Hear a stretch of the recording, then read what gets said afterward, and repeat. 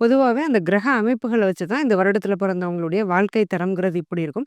திருமணமா இருக்கட்டும், வேலைவாய்ப்பா இருக்கட்டும், இல்ல இந்த தொழில்கள் இவங்களுக்கு வந்து சூட் ஆகும் அப்படிங்கிற விஷயத்த நம்ம கணிச்சு சொல்லிட்டு இருக்கோம்.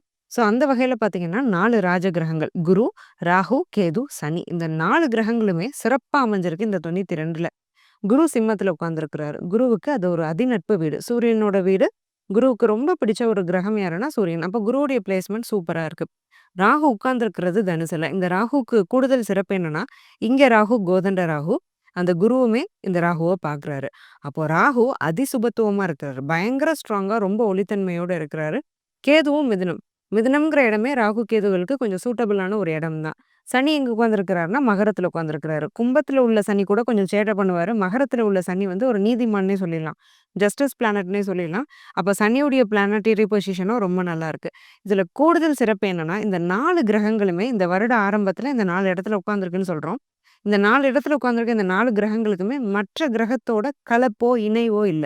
சுத்தமா தனித்தனியா அந்தந்த இடங்கள்ல உட்கார்ந்திருக்கு. அப்போ ஒரு clear cut super good planetary position இந்த 1992ல பிறந்தவங்களுக்கு இந்த ராஜ கிரகங்கள் அமைஞ்சிருக்குன்னு சொல்லிடலாம்.